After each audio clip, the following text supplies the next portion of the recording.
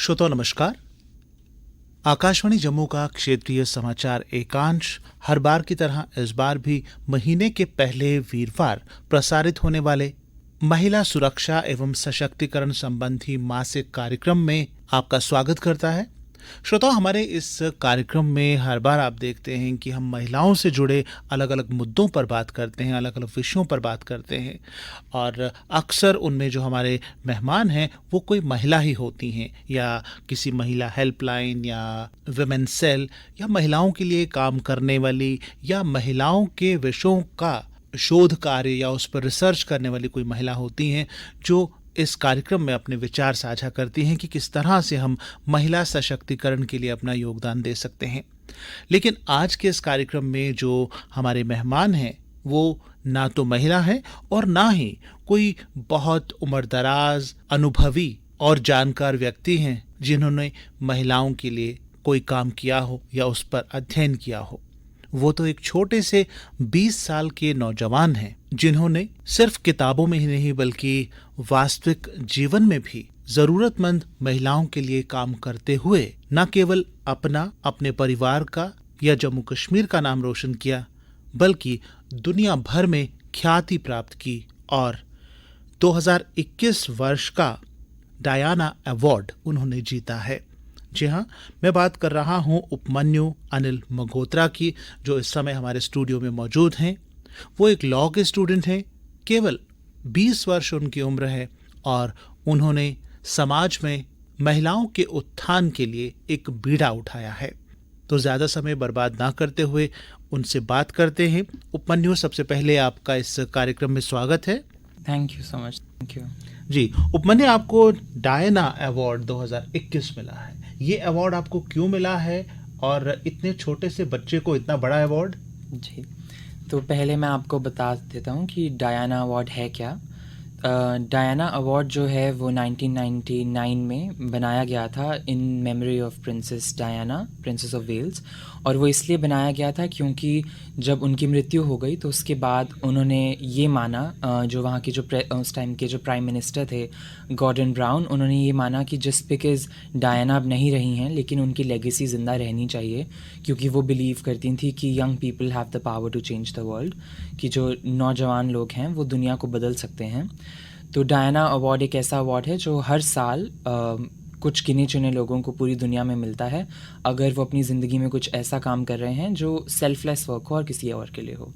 जहाँ तक कि आपका सवाल है कि मुझे डायना अवार्ड क्यों मिला, मुझे डायना अवार्ड इसलिए मिला क्योंकि मैंने पिछले साल एक NGO स्टार्ट करी जिसका नाम है ओपन स्काइज फाउंडेशन, जिसके अंडर जो हमारा काम है, हम इनफॉर्मल लेबर सेक्टर में जो महिलाएं काम कर रही हैं, हम उनकी लाइफ सर्वाइवल के लिए, उनकी बेनिफिट्स के लिए काम करते हैं। जी, महिला सशक्तिकरण के लिए वो औरतें जो मजबूर हैं या जिनको अपने काम के बदले उतने पैसे या उतना सम्मान नहीं मिल पाता।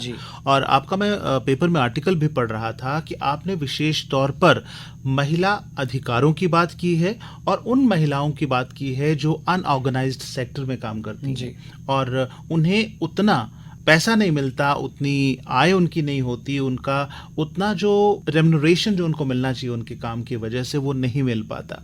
तो आपके मन में ये भावना कैसे जागी कि ऐसी महिलाओं के लिए काम करना है? जी, क्योंकि मैं लॉ पढ़ रहा हूँ और मैं अभी लॉ के 4th ईयर में हूँ, तो पिछले 4 साल से मैं विमेन राइट्स और डिस्क्रिमिनेशन और किस तरीके से जो लॉज हैं औरतों को एक डिफरेंट तरीके से इम्पैक्ट करते हैं वो पढ़ रहा हूँ। पिछले साल जब सब घर आ गए थे और कोविड स्टार्ट हो चुका था, तो हर जगह जो भी ये सुन रहे हैं उनके घरों में भी ये चीज़ हुई होगी, अगर वो हाउस हेल्प है उनके घर में, कि हर किसी ने अपने घर में जो लोग काम कर रहे थे, खासकर कि जो हाउस हेल्प जो उनके घर में काम करने आ रहे हैं महिलाएं वगैरह, उन्होंने उनको नौकरी से निकाल दिया। और बहुत से लोगों ने ये नहीं सोचा कि जो लोग इसी काम पर जी रहे हैं, जो महिलाएं इसी काम पर जी रही हैं, उनका फिर क्या होगा। मुझे इंस्पिरेशन इसलिए आई क्योंकि हमारे पड़ोस से कोई किसी के घर में कोई महिला काम करती थी, कोई हाउस हेल्प, वो हमारे घर पर आई। वो जम्मू बिहार से आई थी और क्योंकि तब ट्रेन्स वगैरह बंद हो गई थी, उनके पास जाने के लिए भी पैसे नहीं थे, तो वो पैसे मांग रही थी। तो तब मुझे रियलाइज़ हुआ कि जैसे कि इनकी लाइफ में ये सिचुएशन है, ऐसे बहुत सी महिलाएं जो हैं इस समय उनकी लाइफ में यही सिचुएशन होगी। और मेरा ये मानना है कि अगर आप किसी की हेल्प कर सकते हो तो आपको करनी चाहिए। तो इसीलिए मैंने जो ओपन स्काइज़ फाउंडेशन है उसकी शुरुआत की। एक महिला की स्थिति देख के आपके मन में ये भावना पैदा हुई कि इस तरह से बहुत सारी औरतें जी। होंगी और हमें उनके लिए कुछ करना चाहिए। तो क्या किया आपने, किस तरह शुरुआत की, जी। जो आप आगे बढ़ते गए और आपको ये सम्मान मिला? जी। तो ओपन स्काइज़ फाउंडेशन का जो मोटो है वो ये है कि स्काई विद नो सीलिंग। मेरा ये मानना है कि बहुत ही पोएटिक चीज़ है ये, लेकिन but at the same time I believe कि अगर जो स्काई है अगर वो सबके लिए बराबर है तो अपॉर्चुनिटीज़ बराबर क्यों नहीं हों। और इसी उससे लेकर मैंने इस एनजीओ का नाम भी रखा था। But at the same time I know कि जिस तरीके की हमारी सोसाइटी है, जो हमारा स्ट्रक्चर है सोसाइटी का, ऐसा कभी भी नहीं हो सकता कि हम सारे बराबर हों। लेकिन हम अपनी इंडिविजुअल ये कर सकते हैं कि हम उस बराबरी के पास जाने के लिए जितना एंडेवर कर सकें हम करें। तो मैंने ओपन स्काइज़ फाउंडेशन जब स्टार्ट करा, उसका काम हम ये करते हैं कि क्योंकि मैं चाहता था कि इन्वायरमेंट फ्रेंडली हो, सस्टेनेबल हो, तो जितनी भी जो टेलर्स की शॉप्स होती हैं, जो ये बुटीक्स वगैरह होते हैं, वहाँ पे जब कपड़े बन जाते हैं तो बहुत से कपड़े गिरकर कट के वेस्ट भी होते हैं, बच भी जाते हैं। तो हमें कुछ नए कपड़े भी खरीदने पड़े, लेकिन मैं चाहता था कि वो चीज़ें भी इस्तेमाल हों। हमने उन्हें इकट्ठा किया और उन कपड़ों को यूज़ करके फेस मास्क बनाए, दुपट्टों की जो एम्ब्रॉयडरी वगैरह होती है इन औरतों से वो करवाई, टोट बैग्स वगैरह बनाए और इन चीज़ों को हमने आगे बेचा। इन चीज़ों से जो पैसे इकट्ठे हुए और ऐसे जो फंड रेजिंग में जो मैंने पैसे इकट्ठे करे, उन पैसों से हमने वो पैसे जिन भी औरतों ने ये चीज़ें बनाई थी उनको दिए, ताकि वो अपनी लाइफ सर्वाइवल में उसे यूज़ कर पाएँ। और इससे मेरा एक और पर्पस ये भी था, क्योंकि मुझे एक ऐसा काम नहीं करना था जिसमें आप किसी को एक बार पैसे दो और फिर आप उनको भूल ही जाओ, क्योंकि एक बार पैसे देने से फ़ायदा नहीं होता। फ़ायदा इस चीज़ से होता है कि अगर मुझे भी अगर कोई किसी चीज़ कुछ काम करने के पैसे देगा तो मुझे ये चीज़ रियलाइज़ होगी कि मैं ये चीज़ फिर से करूँगा तो मुझे इसके फिर से पैसे मिल सकते हैं। इसका फ़ायदा ये होगा कि अगर ये औरतें जब ये एक बार ये देख रही हैं कि ये काम करने से पैसे मिल रहे हैं, एक्स्ट्रा पैसे मिल रहे हैं, तो वो ये काम अपनी ज़िंदगी में बाद में भी कर सकती हैं। और इस तरीके से उनकी एक एडिशनल इनकम जो कि पहले नहीं थी वो प्रेजेंट हो गई। अगर किसी ज़रूरतमंद को हम पैसे देते हैं तो वो कहीं ना कहीं एक मदद होती है और कुछ हद तक ये भी कह सकते हैं कि उसको भीख कंसीडर किया जाता है कि दया करके किसी के ऊपर। लेकिन जैसे कि प्रधानमंत्री नरेंद्र मोदी भी कहते हैं कि हमें हर एक व्यक्ति को, चाहे वो लड़की है, लड़का है, महिला है, पुरुष है, उसको आत्मनिर्भर होना है, एक सम्मान का जीवन जीना है, ताकि उनको अपने काम से शर्म ना आए, किसी तरीके से वो अपने आप को छोटा ना समझें, बल्कि प्राउड फील करें। तो जैसे आपने कहा कि हमने पुराने कपड़ों से मास्क बनवाना शुरू किए या एम्ब्रॉयडरी का काम शुरू किया, तो कोरोना काल था, लॉकडाउन था घर के अंदर, तो आपने किस तरह मैनेज किया और प्लस उनको क्या ट्रेनिंग किस प्रकार आपने दी या दिलवाई आपने? तो हमारा काम क्या था, क्योंकि जैसे कि आपने बोला तब कोरोना वगैरह हो चुका था और क्योंकि मुझे हमने जो मुझे जो अवार्ड भी मिला है वो 100 वीमेन जो हैं उनके काम के लिए मिला है, कि मैंने 100 लोगों को और उनकी फिर फैमिलीज़ आगे सपोर्ट हुई। तो क्योंकि ये चीज़ ही ऐसी थी जहाँ पे मैं आउटरीच अभी नहीं कर सकता था, क्योंकि कोरोना तब चल ही रहा था, तो मैंने इसमें अपनी, क्योंकि मेरी parents have always been my support, मैंने उनको जब ये चीज़ बताई तो मेरी मदर जो हैं उन्होंने इस चीज़ का वो किया कि जितने भी उनकी फ्रेंड्स हैं या जो रिलेटिव्स हैं, क्योंकि जैसे अगर एक कोई जो औरत जो हाउस हेल्प है, ऐसा यूजुअली होता है कि वो किसी और को भी जानती ही हैं, तो ऐसे उन्होंने आगे अपने कॉन्टैक्ट्स में वो पूछा कि किस किस के घर में ऐसी हाउस हेल्प थी, क्या वो आगे औरतों को जानती हैं, और उनमें हमने ऐसे नाम इकट्ठे करे। और उसके बाद हमने देखा कि जैसे अगर एक लोकेलिटी में 4 औरतें हैं और उनमें से अगर एक को भी ये काम आता है तो हम उन 4 औरतों को चूज़ करें, ताकि वो जो एक औरत है वो उन चारों को आगे सिखा सके। और जो एम्ब्रॉयडरी का जैसे जो डेलिकेट काम है वो करे जिन्हें पहले ही आता था, और जो सिलने वगैरह का काम है क्योंकि वो आसान होता है तो वो औरतें करें जो सीख रही हैं। तो इससे ना कि सिर्फ ये हो रहा है कि हम उनकी मदद कर पा रहे हैं, इससे ये चीज़ भी हो रही है कि औरतें भी एक दूसरे की मदद कर पा रही हैं। उपमन्यु, हमारे समाज में बहुत सारे एनजीओज भी हैं, बहुत सारे लोग हैं, सोशल वर्कर्स हैं जो बहुत काम कर रहे हैं, बहुत बड़ा बड़ा काम कर रहे हैं, लेकिन देखने में आते हैं वो बड़े लोग हैं, 30, 40, 50 साल या जिंदगी बिता चुके। आपने जैसा बताया आपकी उम्र है 20 साल और 1 साल पहले ही आपने ये काम जी। शुरू किया। 19 साल की उम्र एक बच्चे की उम्र होती है, जब उसको अपने खिलौने तो नहीं कह सकते, अपने बैट की फ़िक्र होती है, अपनी बुक्स की फ़िक्र होती है, अपनी पढ़ाई की फ़िक्र होती है। तो आपका ये सोच आपकी किस तरह से बनी कि आपको महिलाओं के लिए काम करना है, जो अंडर प्रिविलेज्ड हैं, उनके लिए काम करना है? मैं आई थिंक ऐसी जो सोच है ये एक दिन में नहीं बनती, और इसका क्रेडिट मैं नहीं ले सकता कि मैंने कुछ ऐसा बहुत कर लिया तो मेरी ऐसी सोच आ गई। आई थिंक ये इस चीज़ पे डिपेंड करता है कि आपकी अपब्रिंगिंग कैसी है। मैं बचपन, क्योंकि हम 2 भाई हैं, हमारी बहन नहीं है, तो हमारे पेरेंट्स ने हमें बचपन से ही इस तरीके से रखा कि जो हमारे रिलेटिव्स में भी जो अगर हमारी कोई बहनें हैं, आपको ज़रूरी नहीं है कि कोई आपसे रिलेटेड हो तो आप उनकी रिस्पेक्ट करो। आपको ख़ास कर कि मेरी मदर ने ये चीज़ हमें बचपन से ही वो करी कि आपको, क्योंकि हम भाई थे, हमारे पास एग्ज़ाम्पल नहीं थी कि अपनी बहन को रिस्पेक्ट करो, तो इसीलिए उन्होंने बोला कि आपकी बहन तो नहीं है, इसलिए जो भी महिलाएं हैं आप हर किसी की उतनी ही रिस्पेक्ट करो जितना आप एक्सपेक्ट कर रहे हो कि आपकी रिस्पेक्ट हो। क्योंकि अगर आप किसी को रिस्पेक्ट नहीं कर सकते तो आप ये एक्सपेक्ट नहीं कर सकते कि जस्ट बिकॉज आप एक आदमी हो कि आपकी बाहर जाके रिस्पेक्ट हो।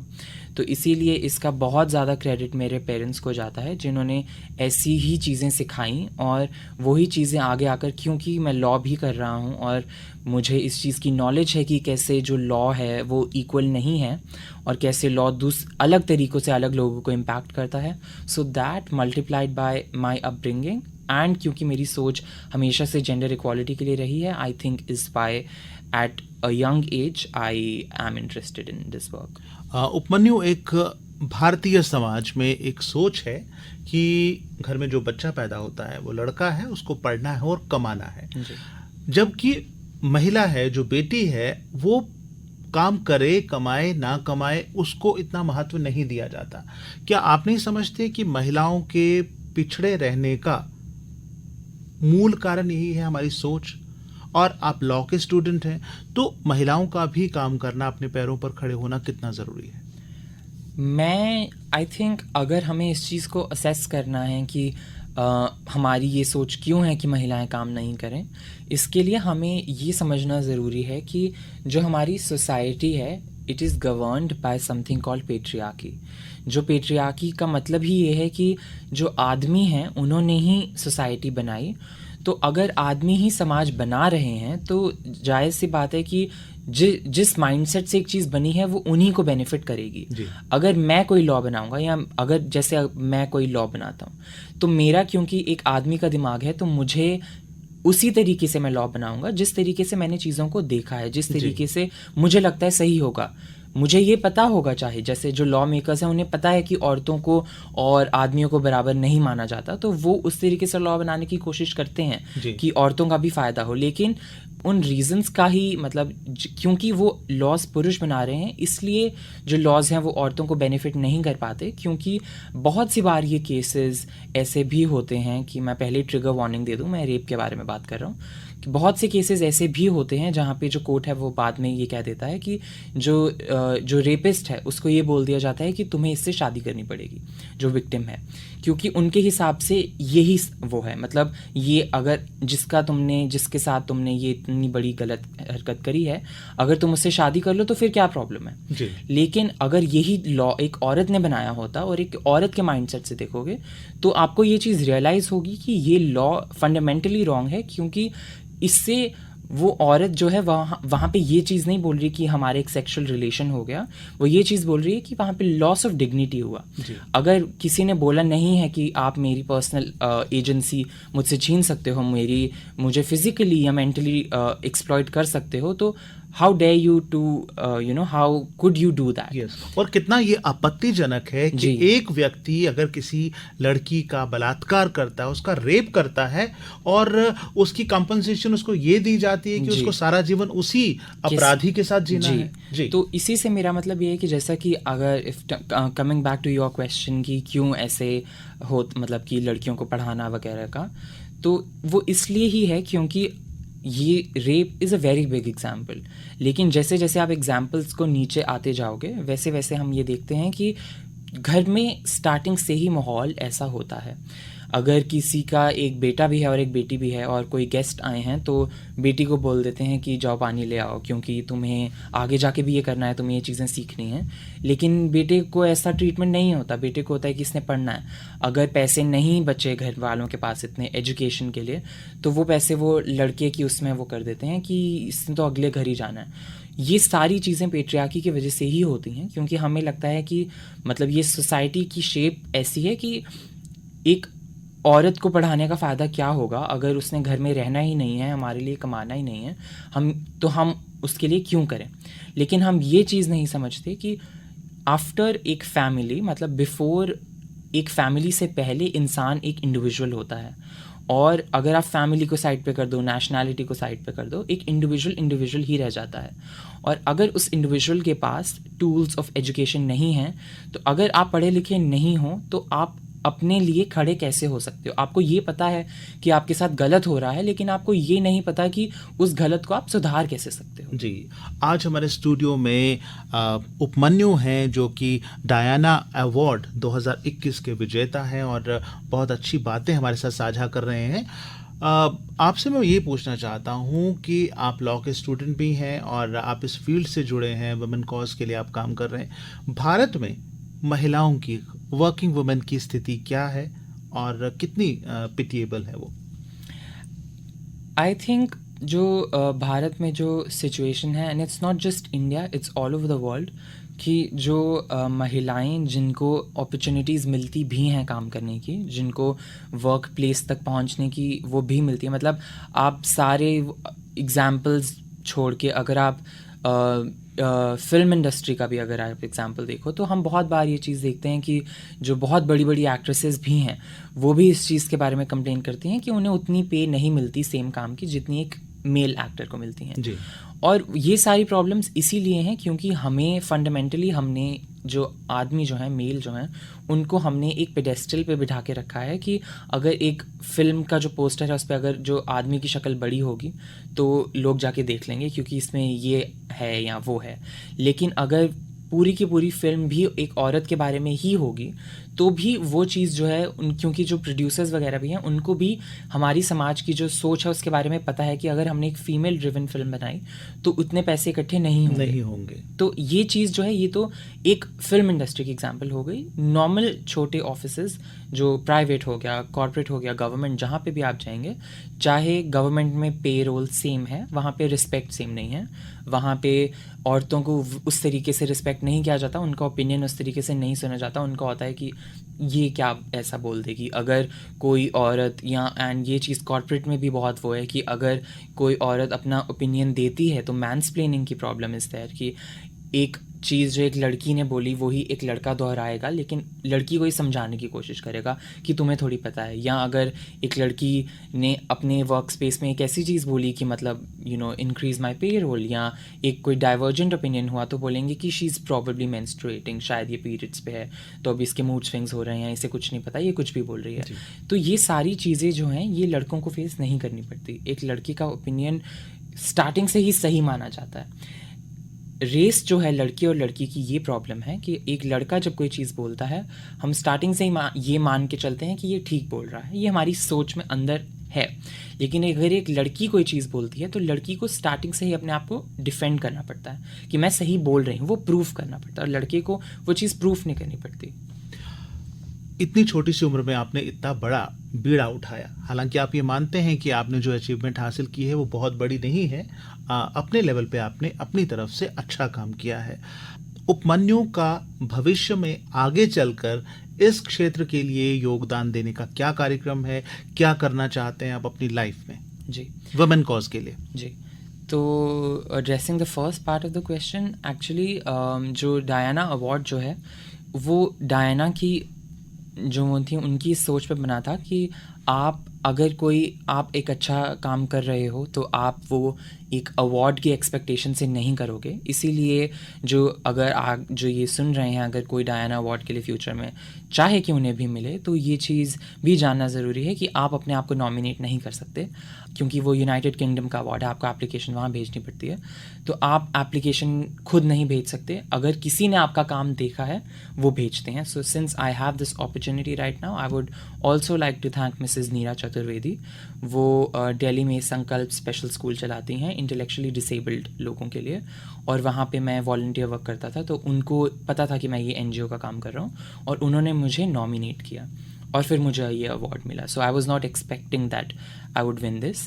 And to address the second part of your question, I think जो आगे फ्यूचर में चल के है, पहले तो क्योंकि जिस तरीके का जो प्लेटफॉर्म अब मुझे मिला है डायना अवार्ड की वजह से, it's a very big platform. I have been contacted with several organisations in just 2 days। तो मुझे लगता है कि पहले तो मैं इसी को आगे भी बढ़ाऊँगा, और दूसरी चीज़ क्योंकि मैं लॉ कर रहा हूँ और स्टार्टिंग से ही मुझे ह्यूमन राइट्स वगैरह में बहुत इंटरेस्ट रहा है, so I am hoping to keep a tab open for human rights and women rights in the future as well as a lawyer. आप हमारे जम्मू कश्मीर के लिए, जम्मू सिटी के लिए और पूरे भारत के लिए एक फ़ख्र हैं, एक गौरव की बात है। Thank you. आपका संदेश सभी सुनने वालों के लिए कि वुमेन इक्वलिटी के लिए क्या करना चाहिए, हर एक का योगदान क्या है, क्योंकि सिर्फ उपमन्यु जो है उसकी कोशिशों से कामयाबी हासिल नहीं की जा सकती। तो आम समाज को किस तरह से अपनी सोच, अपना व्यवहार, अपने कामों को किस तरह से स्ट्रीमलाइन करना चाहिए, बदलना चाहिए, उनमें सुधार लाना चाहिए? आई थिंक कि जो आपका जो first part of the question है कि मैं JNK के लोगों को क्या बोलना चाहूँगा, दैट इज़ कि जो डायना अवार्ड जो पिछले 22 साल से अब चल रहा है, it's the most prestigious award a person can get for humanitarian work, a young person. जितनी मुझे इस चीज़ की खुशी है that I am the first person from this union territory to ever receive this, इस चीज़ की disappointment भी है और निराशा भी है कि it took 22 years कि JNK से ये अवार्ड किसी को मिले। और मेरा साथ में मैसेज मोर देन गर्ल्स, मेरा मैसेज जो लड़के ये सुन रहे हैं उनके लिए होगा, क्योंकि जो लड़कियां जो हैं, जो चीज़ आज मैंने बोली हैं यहाँ पे, वो पहले से जानती हैं, क्योंकि उन्होंने ये चीज़ें एक्सपीरियंस करी हैं। मैंने आज ऐसा कुछ भी नया नहीं बोला है जो लड़कियों को पहले से ही नहीं पता था, उन्हें ये सब पहले से ही पता था, क्योंकि वो ये रोज़ फेस करती हैं। मेरे पास ये प्रिविलेज है कि मैं ये चीज़ें कर रहा हूँ, और मुझे बिकॉज ऑफ माई जेंडर मुझे कभी भी कुछ ऐसा फेस नहीं करना पड़ा। बट मैं ये बिलीव करता हूँ कि जो जेंडर इक्वालिटी जो है वो हमें लड़कियों को वॉइस देने की ज़रूरत नहीं है, लड़कियों के पास पहले ही वॉइस है। ज़रूरत है प्लेटफॉर्म देने की, और वो प्लेटफॉर्म तब मिलेगा जब जो लड़कों ने पूरा प्लेटफॉर्म भर के रखा हुआ है, अगर उन्होंने स्पेस बनाई और ये चीज़ रियलाइज़ करी कि जेंडर इक्वालिटी में लड़कियों को ऊपर नहीं आना है, लड़कियों को पहले ही सब कुछ पता है, लड़कों को नीचे आना है ताकि जेंडर इक्वल हो। और हम ये चीज़ तभी मान सकते हैं जब लड़के अपनी क्लास में जो लड़कियां पढ़ रही हैं स्कूल लेवल से, और जो टीचर्स भी जो ये चीज़ सुन रहे हो, इट्स वेरी इंपॉर्टेंट कि आप बचपन से ही ये चीज़ें, जो छोटे बच्चे हैं उनको ये सिखाना शुरू करें, ये समझाना शुरू करें कि just because you are a man you are no better, you haven't done anything, मतलब इसमें आपका कोई योगदान नहीं था कि आप एक आदमी हो, तो आपको क्यों लगता है कि आपको चीज़ें जो है लड़कियों से बेटर मिलनी चाहिए। तो इसलिए लड़कों को भी इसमें लड़कियों से ज़्यादा योगदान लड़कों का होना चाहिए कि वो ये चीज़ समझें और इसके बारे में कुछ करें। जी, तो कुल मिलाकर अगर हमने इस समस्या को दूर करना है, जो लिंग भेद है और महिलाओं और पुरुषों में जो अंतर है उसको अपने समाज से दूर करना है, तो इसकी जिम्मेदारी केवल महिलाओं की ही नहीं और महिला संगठनों की ही नहीं, बल्कि हर एक व्यक्ति की है जो इस समाज का हिस्सा है, यानी लड़कों की भी, मर्दों की भी, पुरुषों की भी। जब एक बार हम सभी ये समझ लेंगे कि महिलाओं को बराबर के अधिकार, बराबर का दर्जा, बराबर का सम्मान अगर हमने समाज में देना है, तो इसके लिए हम सभी को संघर्ष करना पड़ेगा, सभी को काम करना पड़ेगा, सभी को योगदान देना पड़ेगा। उपमन्यु, जब हमने आपसे संपर्क किया, आपने बताया कि आपके एग्ज़ाम चल रहे हैं, उसके बावजूद भी आपने हमारे सुनने वालों के लिए समय निकाला और हमारे स्टूडियो में आए और ढेर सारी बातें, एक्सपीरियंसेस शेयर किए और जानकारी की बातें भी बताई, इसके लिए आपका शुक्रिया। दूसरा, आपने JNK के लिए ये अवार्ड जीता और J&K का मान बढ़ाया, देश का मान बढ़ाया, उसके लिए भी आपका बहुत बहुत शुक्रिया। Thank you so much. Thank you for having me.